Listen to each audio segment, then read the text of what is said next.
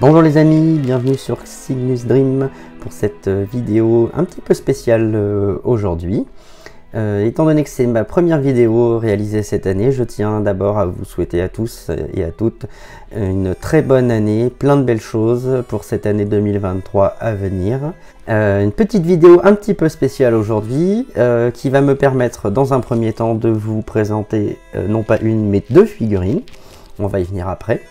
Mais surtout, comme vous le voyez, je voulais vous présenter ce magnifique décor qui a été réalisé par mon ami Yodin, que vous connaissez. Je vous mettrai en lien sa page Facebook dans le descriptif de la vidéo.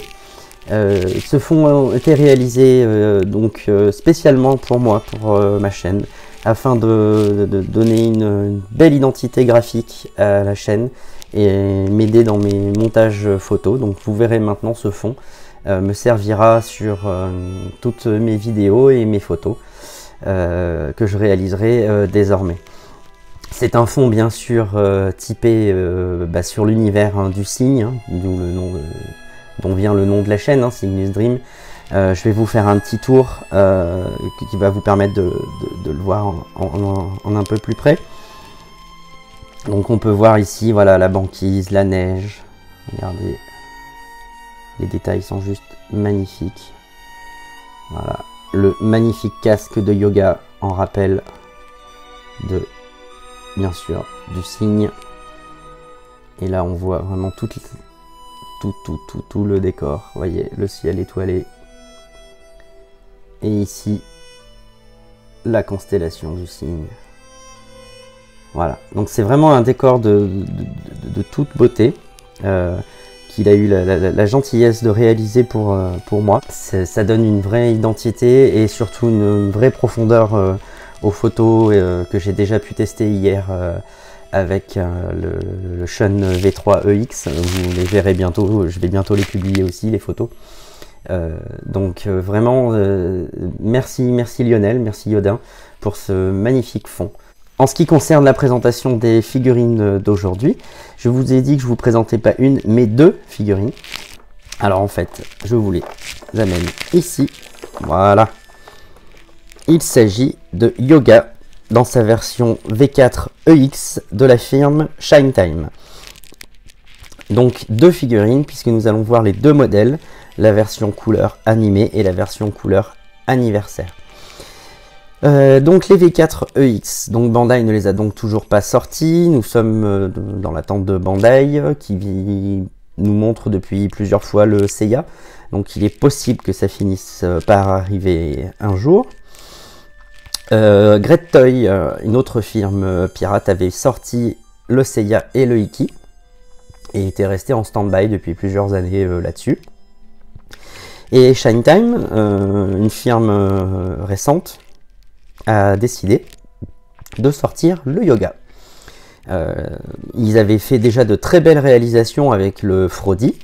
Ils ont également fait le Kagao de la série Lost Canvas, donc deux très belles réussites. Et là, ils ont pris tout le monde par surprise et ont décidé de sortir Yoga en V4 EX. Shinetime, malheureusement, a sorti Yoga, mais n'a pas montré encore d'autres figurines. Donc j'espère qu'ils vont en sortir d'autres parce que vraiment on est sur une qualité de figurine vraiment très sympa. Donc aujourd'hui ce que je vous propose avec ce magnifique décor de Yodin, c'est de passer en revue donc ces deux figurines. On fera le montage d'une, pas des deux puisqu'elles sont identiques. Et puis après on fera un petit comparatif final des deux une fois montées. Et bien sûr, on fera une partie posing avec ces deux figurines devant ce magnifique décor et on se retrouvera pour la conclusion. Alors la boîte, on va en prendre une. Alors déjà, on peut constater que ma boîte n'est pas arrivée sans heure. Ah, donc les boîtes sont identiques sur les deux versions. On a le même visuel. Le cygne représenté avec Shinetime 2022 Made in China, le logo de la marque. Et là, c'est clairement écrit dessus ce que c'est. Il n'y a plus de, on cherche pas à cacher. Alors les côtés, après, hein, vous voyez, c'est identique. On est sur des fonds un peu hein, comme mon décor, hein, des fonds de Grand Nord, hein, pour rappeler la Sibérie de Yoga. Ça fait le tour derrière. Et pareil sur le côté. Sur le dessus, c'est le prolongement de la photo. Et sur le dessous, hop, je vous montre ça mieux, c'est pareil. Voilà pour la boîte, c'est assez vite fait. On passe tout de suite au contenu. Alors au niveau du contenu, bon bien sûr le contenu est rigoureusement identique, à savoir 2 blisters et des petits sachets sur les côtés. Alors je vais commencer par les blisters. Donc le premier blister va reprendre les pièces principales d'armure, le corps, avec la tête pas montée, hein, particularité sur les figurines pirates, hein, les têtes ne sont pas montées, elles sont dans les sachets à côté. On a juste le petit support, vous voyez. Et pas de main civile, voilà. Hop, et on passe au deuxième blister qui lui comprend donc la paire d'ailes, le casque, un petit plastron pour pouvoir faire l'attaque, l'Aurora Thunder Attack, exécution de l'Aurore, la partie pour attacher les ailes dans le dos et la jupe de l'armure. Donc pour parler tout de suite donc, de la différence entre ces deux versions, je vais mettre un blister de côté et on va reprendre l'autre blister, hein. Voilà. Donc on a la version animée sur la droite et la version anniversaire sur la gauche. Donc les versions anniversaires, en fait, c'est pour copier hein, ce qu'avait fait Bandai sur ses versions classiques, qui avait sorti donc une version animée, une version OCE où elles étaient dorées, et cette version anniversaire qui était sortie pour un anniversaire, donc je ne sais plus lequel, mais sur lequel ils avaient poussé les couleurs, et on peut voir ainsi l'armure donc du signe ici, avec un bleu, vous voyez, très foncé sur les pièces, qui n'apparaît pas bien sûr sur l'autre version. Ces versions n'existent nulle part, hein, ni dans le manga ni dans l'anime. Ça donne un petit plus, moi j'aime beaucoup. Je pense d'ailleurs, hein, on verra à la fin, mais je pense d'ailleurs que je vais m'orienter sur une vente de la version animée pour conserver la version anniversaire. J'ai oublié de vous montrer déjà donc bien sûr, les petits sachets qui contiennent les pièces. Bon, alors je les ai déjà ouverts pour faire un petit inventaire des pièces, hein, vous m'excuserez. Mais on va retrouver dans les sachets, donc là, les pièces de cheveux et les protège-mains. Là, les visages et les paires de mains. Donc, on a un visage neutre ici. Un visage aux yeux fermés. Un visage avec un œil crevé hurlant. Ce qui est raccord, hein, parce que normalement Yoga est censé avoir son bandeau hein, sur la partie Hades. Hein. Le visage hurlant, mais avec les deux yeux. Et un visage neutre avec le pansement sur l'œil. Voilà. Et au niveau des paires de mains, nous avons, alors je fais le détail. Hop. 3 paires de mains et une paire de mains jointes. Donc bien sûr pour l'Aurora Thunder Attack. On peut regarder tout de suite au niveau peinture. Au niveau des doigts, c'est pas trop mal. Bon, c'est un peu... Là, on voit que la partie grise mange un peu sur les doigts. Mais bon, c'est pas trop mal. On a la paire au poing fermé. Ici. Les mains semi-ouvertes. Et les mains grandes ouvertes à plat.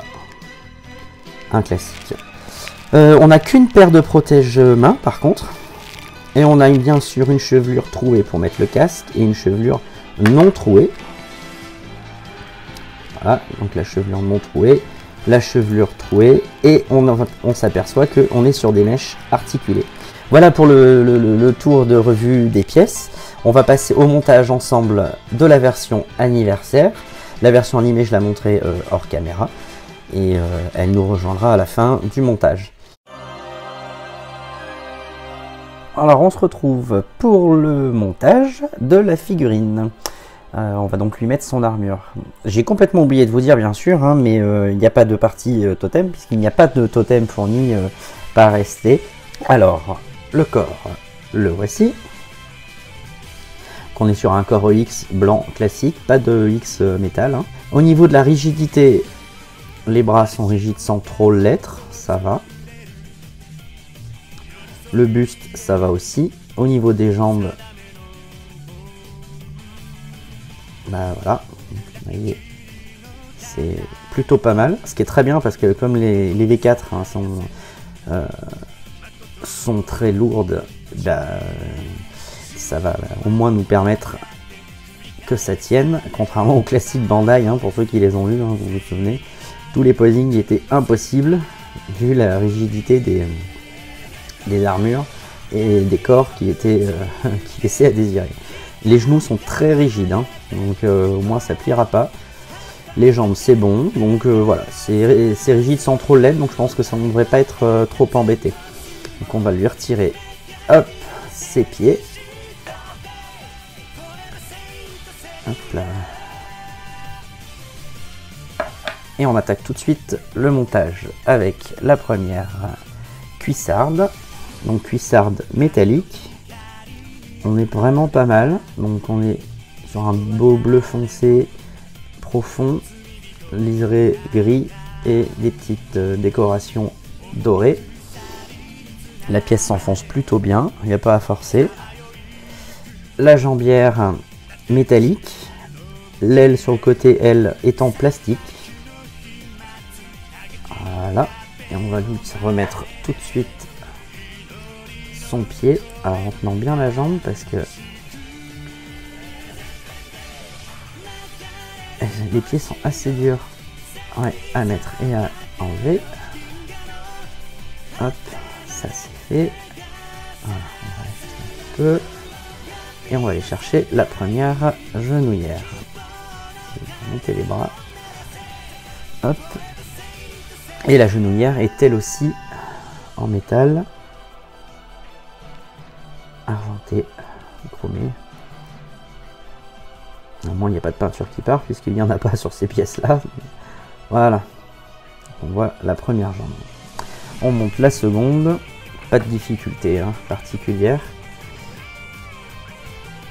Alors depuis le début de la vidéo, hein, je dis V4, hein, c'est un peu le surnom. On est bien sur les Godclaws, hein, d'après leur vrai nom. Hein. Et j'ai l'habitude de dire V4. Donc, hop. Voilà. Hop, on va lui mettre son deuxième pied.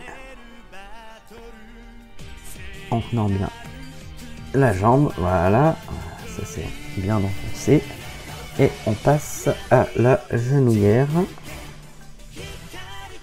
La tenue des pièces est bonne, hein. Les genouillères tiennent bien, ça tombe pas. Hop. Voilà. Petit rendu en gros plan, c'est très joli. Hein. Vraiment très très belle couleur. J'aime beaucoup. En plus, mon Yoga c'est mon personnage préféré, hein, d'où le nom de la chaîne. Donc c'était vraiment une super opportunité grâce à Lionel Yodin de pouvoir présenter ce yoga, ces yogas et son fond en même temps. Donc là c'était vraiment le top du top. Alors le brassard est en métal aussi, hein, vous voyez, hop. Et on va lui mettre donc le bras qui tient le bouclier. Alors on va en parler un petit peu. Le bouclier il est simplement clipsé hein, sur la pièce, vous voyez. Et à la différence de la classique Bandai, ici c'est rigide. Donc je vous conseille, avant de mettre la main, de mettre le protège-main avant, parce que ça va vous gêner pour le mettre. Hein. Ça c'est évident, donc il vaudra mieux mettre le protège-main et ensuite emboîter la main. On verra dans la conclusion après la séance de posing, mais je pense que voilà, il va nous faire avoir des petites sueurs froides celui-là. Alors la main, on va lui mettre de ce côté-là un point fermé, donc je lui mets tout de suite le protège-main que j'ai dégrappé, hein. Ils arrivent grappés hein, chez eux. Hop. Ça s'enfonce bien, ça tient bien. Au top. Le deuxième bras. Pour le moment, pas de difficulté particulière. C'est assez simple. Les pièces tiennent bien. On a une bonne tenue des pièces, ça fait plaisir. C'est pas toujours le cas dans les marques pirates, donc là au moins ça fait plaisir. Shine Time dans ses précédentes réalisations a fait vraiment des très beaux coups, donc j'avais pas trop de doutes dessus, mais bon, des fois c'est un peu aléatoire, donc là ça fait plaisir. Et la deuxième main, on va lui mettre la main grande ouverte, classique pour le signe. Donc on va lui mettre le protège-main. Les protège-mains tiennent plutôt pas mal. Ça s'enfonce pas top, hein, mais ça tient. Voilà, la main s'enfonce sans difficulté. Le bras est un peu souple quand même, peut-être, je trouve. Voilà, on va ouvrir maintenant pour mettre le buste. Alors lui, en plastique. Même modèle que Bandai. Voilà. Toujours faire attention, toujours un peu peur que ça casse, mais donc ça ne casse pas. Est-ce que je l'ai mis dans le bon sens? Je pense que oui. Voilà, c'est bon. Hop, ça clipse bien, nickel. On va lui mettre la jupe. Jupe en métal, donc avec deux pans mobiles. L'arrière, il est fixe et l'avant est mobile. On va le déclipser et on va voir apparaître une fixation classique pour les EX avec la petite pièce, elle, en plastique. Toujours la petite pièce galère à emboîter. Hop, on va venir emboîter la jupe à l'arrière. Voilà. Voilà. On vient clipser l'avant de la jupe. Voilà. Et ben ma foi, on commence à avoir un bel avis de ce que va donner le personnage. Cette couleur est magnifique. On a un beau bleu. J'aime vraiment ces éditions. Et là, on est vraiment sur une bonne qualité de figurines. Bon, après, Shine Time, c'est pas les meilleurs marchés au niveau des pirates. On est quand même sur une figurine de qualité. Le plastron donc s'ouvre par l'avant. Hop. On vient remboîter. Le plastron est tout en métal également. Ouais, on est bien emboîté, ça y est. Alors, maintenant, il nous reste la partie, on va lui rabaisser les bras, qui vient fermer le dos, enfin qui vient tenir le plastron et dans lequel on emboîtera après les ailes. Donc une partie qui vient s'emboîter dans le trou. Et là, on voit qu'on a un trou à l'intérieur pour venir accrocher les ailes.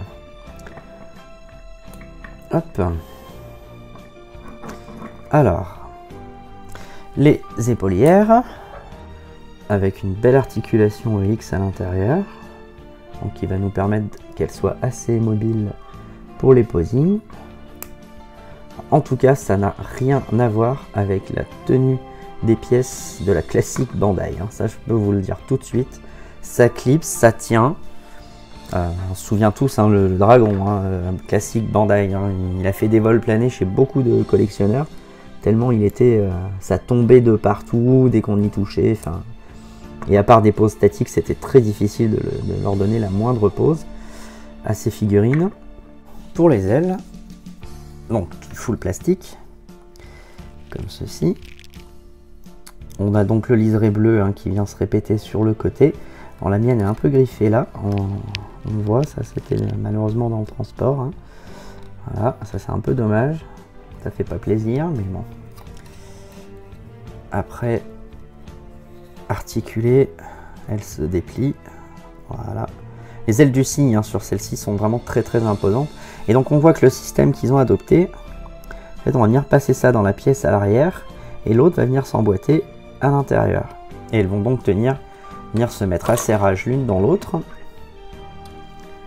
Hop, voyez, donc ça vient s'emboîter dans la partie dorsale. On va venir la mettre bien à fond. Et on vient emboîter la seconde à l'intérieur. J'essaie de vous montrer. Voilà. Ça rentre très très bien. Sans problème. Ça rentre et ça tient, mais nickel. Donc la pose n'est pas définitive, mais voilà. Il n'y a pas de problème. On peut déjà faire une première pose. Malgré le poids des ailes, parce qu'elles sont vraiment très très imposantes sur Yoga. Et bien la figurine, elle tient debout sans problème. Donc ça c'est vraiment un plaisir. On peut même s'amuser à les déployer, ce qui va changer le centre de gravité de la figurine. Et on ajuste un peu les pieds. Bon bah on va lui mettre un visage. Alors je vais lui mettre un visage. On va lui mettre le visage neutre avec son bandeau. Et sur la version animée, on fera une version juste neutre. Comme ça on fera un petit comparatif des visages pour voir qui est le plus fidèle. Est-ce que c'est bien Yoga ou pas. Alors la chevelure. De même que là, je vais lui mettre directement le casque. Et on mettra la version animée dans un premier temps, non casquée. Comme ça, on fera un petit comparatif des deux à la fin du montage. Voilà, la première mèche. La seconde. Voilà. On va chercher donc la mèche avant et le casque.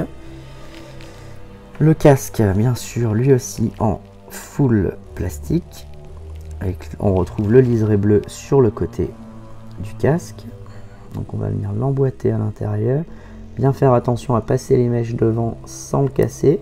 Le casque, alors voilà, on a mis la mèche de cheveux et on va venir l'emboîter sur sa tête. Allez, je vous retrouve tout de suite, je monte la version animée et on se retrouve avec les deux versions l'une à côté de l'autre et on en parle. Nous voilà avec les deux versions montées côte à côte afin de pouvoir un petit peu mieux les comparer. Alors, on va s'approcher et on va venir voir tout de suite au niveau du rendu, est-ce que c'est bien Yoga ou pas. Alors le visage avec bandeau, je dirais que oui, hein, on est pas mal. Hein. On est quand même assez fidèle. Quant à l'autre visage, je suis moins fan. Après, vous me donnerez votre avis. Mais non, c'est pas. Le visage est fin, le visage est beau. Mais pour moi, c'est pas Yoga. Voilà, donc vous me donnerez votre avis en commentaire si vous voulez. Mais voilà, il n'y a pas photo. Je vais préférer la version de le visage avec bandeau. Hein, il n'y a pas photo entre les deux. Je vous propose de passer à la partie posing. On va s'amuser un peu avec ces deux figurines devant ce magnifique décor de Yoda.